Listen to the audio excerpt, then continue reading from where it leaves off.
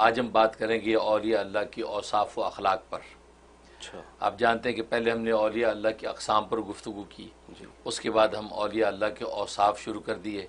اولیاء اللہ کی اوصاف اور اخلاق پر پہلی قسط گویا کہ ہماری ہو چکی، یعنی 5 اوصاف ہم نے بیان کرنے ہیں۔ آج اولیاء اللہ کی صفات و اخلاق کی دوسری قسط ہے، اس میں ہم ان کے 5 اخلاق بیان کریں گے۔ اور مقصد یہ کہ 5 اخلاق ہم بیان کرتے جائیں اور ہم اپنی عملی زندگی کے اندر اس کو لاتے جائیں اور وہ نظریہ سوچ کے ساتھ چلیں تو ولایت و معرفت ہمارے لیے آسان ہو جائے گی۔ تو آج جو اولیاء اللہ کی گویا کہ یہ اگلے 5 اوصاف بیان کر رہے ہیں کہ جن میں سے پہلا جو ہے وصف ان کا ترک نفاق ہے، کہ وہ نفاق کو ترک کر دیتے ہیں، یعنی ادنا درجے میں بھی نفاق کا شائبہ نہیں رہنے دیتے ہیں، یہاں تک کہ زبان اور قلب کو بالکل برابر لے کے چلتے ہیں کہ جو کہتے ہیں وہی قلب کے اندر کیفیت ہوتی ہے اور جو قلب میں کیفیت ہے وہی زبان پہ لاتے ہیں۔ سبحان اللہ، سبحان اللہ، یہ ان کی شان ہوتی ہے۔ اس سے تو لکھا ہے کہ اللہ والے نے کہ فرمایا کہ اگر جس کی زبان اس کے قلب سے زیادہ لمبی ہو تو فرمایا کہ اس پر نفاق کا اثر ہے، کہ زبان قلب سے زیادہ لمبی ہے، قلب میں وہ کیفیت نہیں ہے جو زبان پہ لا رہا ہے۔ لہذا ترک نفاق جو ہے ان کا خاص وصف ہے کہ یہ ظاہر میں، باطن میں، خلوت میں، جلوت میں کسی حال میں نہیں چاہتے کہ اللہ تبارک و تعالیٰ کے ہم منافق لکھے جائیں، جو ہم بولیں دل کے اندر وہ کیفیت نہ ہو۔ اس لیے یہ ان کا خاص وصف ہے کہ وہ ہر لمحہ کوشش کرتے ہیں کہ عملی زندگی ہو یا یہ کہ علمی اور عرفانی زندگی ہو، اس کے اندر نفاق کا اثر نہ ہو۔ لہذا یہ ان کا یہ خاص وصف ہے کہ ترک نفاق کہ منافقین کے اندر اس کا جو کسی قسم کا کوئی اثر نہیں آنا چاہیے۔ یہاں تک کہ حضرت خضر علیہ السلام کی ملاقات حضرت عمر بن عبدالعزیز رحمۃ اللہ علیہ سے ہوئی۔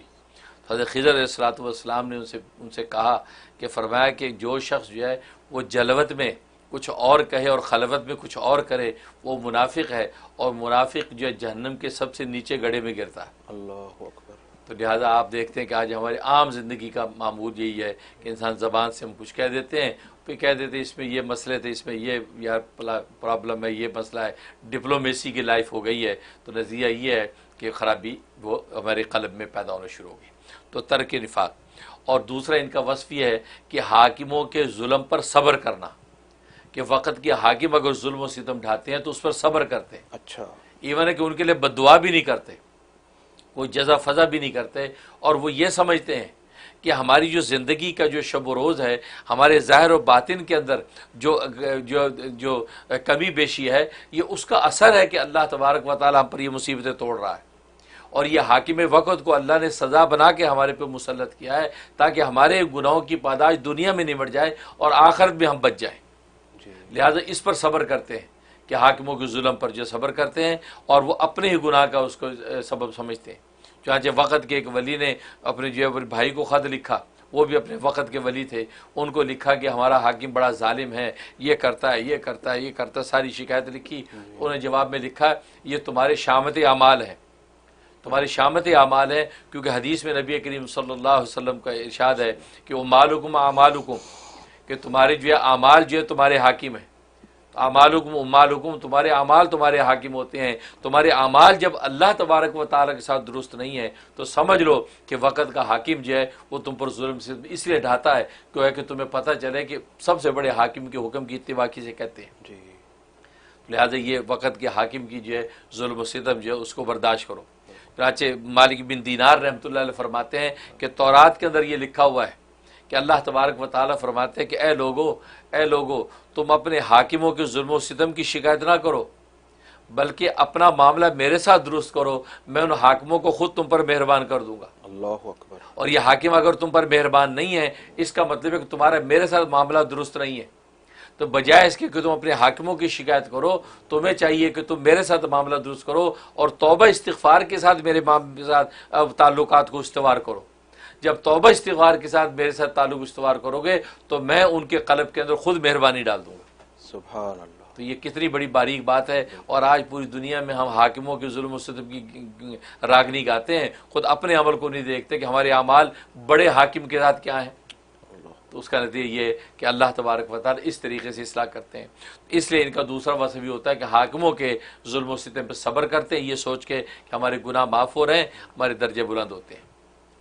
اور تیسرا وصف غیرت اسلامی، یہ اپنی ذات کے لیے ان کو غصہ نہیں آتا، اپنی ذات کے لیے کوئی غیرت نہیں آتی، لیکن جب اسلام کی، پیغمبر اسلام کی کوئی بات ہو تو وہاں غیرت میں کھڑے ہو جاتے ہیں، وہاں وہ پیچھے نہیں ہٹتے، وہاں غیرت اسلامی کا ثبوت دیتے ہیں، اللہ کے لیے کچھ کرنے کے لیے آگے بڑھتے ہیں، کسی اللہ کے لیے کسی کو دوست بنانے کے لیے آگے بڑھتے ہیں، اللہ کے لیے کسی سے دشمنی باندھتے ہیں، تو وہ اللہ کے حکم جہاں ٹوٹتے ہیں، محرمات جب سامنے آتے ہیں تو پھر یہ غیرت اسلامی ان کی جو ہے وہ جاگ اٹھتی ہے اور وہ مقابلہ کرتے ہیں۔ یہ ان کا خاص وصف ہے، اور یہی وجہ ہے کہ حدیث میں بھی آتا ہے کہ نبی کریم صلی اللہ علیہ وسلم اپنی ذات کے لیے تو اتنے نرم ہیں کہ کسی چیز میں بھی جو آپ جو ہاں یا نہ نہیں کرتے، بلکہ ہر ایک کو معاف کر دیتے ہیں، لیکن جہاں جو ہے غیرت اسلامی کی بات آتی ہے تو آپ حدود و قصاص کے نفاذ کے اندر اللہ تبارک و تعالیٰ کے امر کو اونچا رکھتے ہیں۔ تو یہ غیرت اسلامی کی بڑی اہمیت، یہاں تک کہ حدیث میں آتا ہے کہ موسیٰ علیہ السلام سے اللہ تبارک و تعالیٰ نے پوچھا ہے، موسیٰ تو میرے لیے کیا کرتا ہے؟ تو حضرت موسیٰ علیہ السلام نے فرمایا کہ اللہ کے اے رب ذوالجلال، میں جو آپ کے لیے نمازیں پڑھتا ہوں، میں آپ کے لیے روزے رکھتا ہوں، میں آپ کے لیے خیراتیں بانٹتا ہوں، میں اتنی عبادات کرتا ہوں، پوری لسٹ سنائی۔ اللہ تبارک و تعالیٰ فرمایا موسیٰ یہ سب تو اپنے لیے کرتا ہے، اس میں میرے لیے تو نے کچھ بھی نہیں کیا، یہ سب تو اپنے لیے کرتا ہے، اس کا ذکر فضول ہے۔ یہ بتا کہ تو نے کسی کو میری وجہ سے دوست بنایا، تو نے کسی سے میری وجہ سے دشمنی کی؟ تو حضرت موسیٰ علیہ السلام سمجھ گئے کہ اللہ تبارک و تعالیٰ کے نزدیک سب سے بڑی عبادت اگر ہے وہ یہ کہ اللہ کے لیے کسی کو دوست بنائے اور اللہ ہی کے لیے اس دوست سے ناراض ہو، جس کو کہتے ہیں الحب فی اللہ والبغض فی اللہ۔ حدیث پہ فرمایا کہ اللہ کے لیے محبت کرنا اور اللہ کے لیے بغض رکھنا، فرمایا کہ یہ سب سے بڑی عبادت ہے۔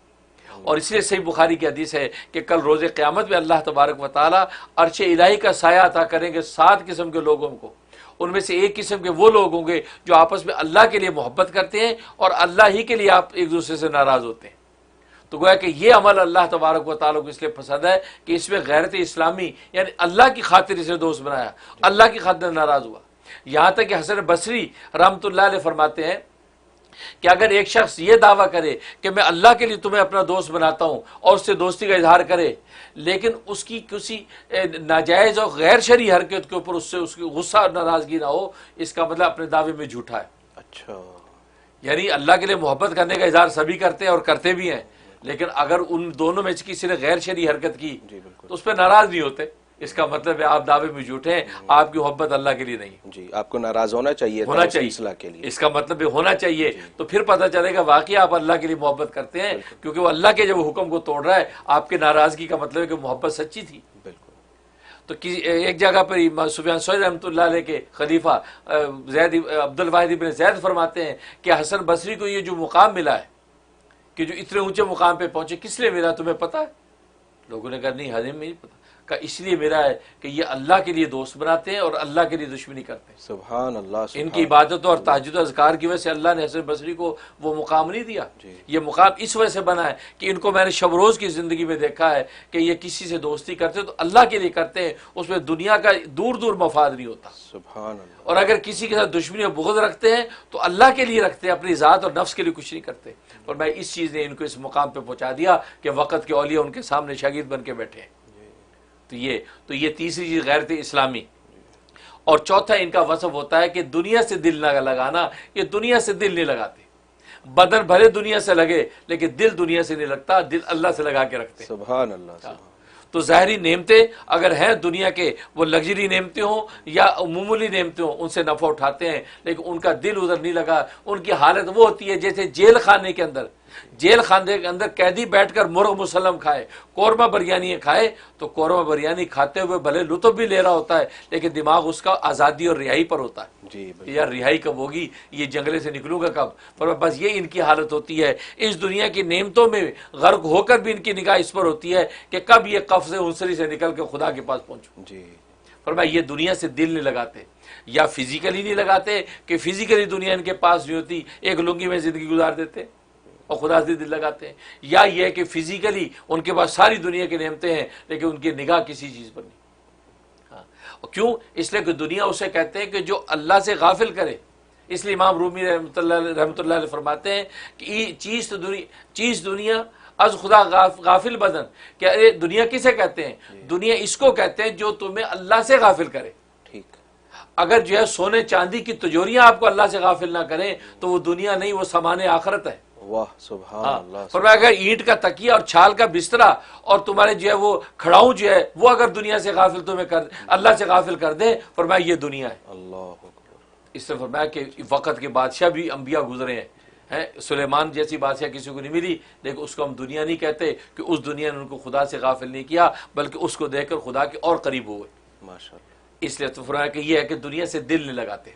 लिहाजा यही शान जब पैदा हो जाती है तो इंसान दुनिया से नेमतें उठाता है, लेकिन निगाह खुदा पे रहती है। पांचवा वसफ शौक आखरत, आखरत की तरफ जाने के इन पर शौक बड़ा तारी रहता है। और इसलिए तारी रहता है कि दुनिया के अंदर अगर ऐसे उमूर के अंदर मुब्तला हो जाने का जब इनको अंदेशा पैदा हो जाता है कि यार इनमें मुब्तला हो गए तो अल्लाह की नाफरमानी में ना पड़ जाएं, तो फिर कोशिश करते हैं कि या अल्लाह बस आप हमें अपने पास बुला लें, कबल इसके कि हम इस आफत और फितने में मुब्तला हों, या अल्लाह हम आखिरत कर आना पसंद करते हैं। तो ये शौक आखिरत इनके ऊपर गालिब रहता है कि इनसे कोई ऐसी गलती ना हो जाए कि जनाब उसकी वजह से पकड़ हो जाए, बेहतर ये कि उससे पहले दुनिया अल्लाह के यहाँ चले जाए। तो शौक आखिरत इनके ऊपर रहता है। और बसा औकात फिर अहवाल ऐसे देखकर ये तमन्ना भी करते हैं, मौत की तमन्ना भी करते हैं कि या अल्लाह जितना ज्यादा जिएंगे गुनाह और बढ़ेंगे, हैं, लिहाजा इबादतों की तौफीक नहीं, गुनाह बढ़ रहे, या अल्लाह इससे बेहतर ये है कि हम तेरे पास आ जाएं, तो हम कम से कम इस हाल में आ जाएं कि गुनाह हमारे नामा वाले में कम तो हो। ये कैफियत उनके ऊपर तारी रहती है। और बस औक़ात इनकी कैफियत ये होती है कि अगर इबादत में लगे हुए, इताअत में लगे हुए हैं, तो फिर ये मौत को पसंद नहीं करते। वो इसी इताअत की जिंदगी में वो लज्जत हासिल करते हैं कि वो उनकी नज़र समरे पर नहीं होती कि इताअत और इबादत का समरा क्या मिलेगा, उस इबादत को ही समरा समझते हैं।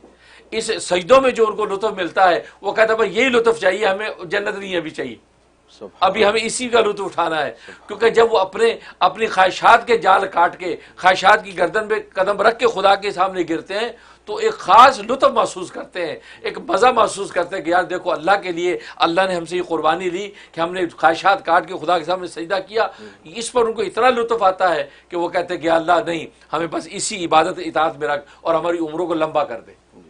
तो ये कैफियत उनकी रहती है। लेकिन जहाँ वो महसूस करते हैं कि यार कोताही का खतरा है, तो कहते हैं या अल्लाह हम तेरे पास आ जाएं, वो बेहतर है कि हमारे गुनाह नामा माल में ज़्यादा हो। अच्छा, तो ये इनके औसाफ हैं कि ये 5 तरह के औसाफ इन औलिया कामिलीन में होते हैं और इन चीज़ों को लेकर वो आगे बढ़ते रहते हैं। अच्छा।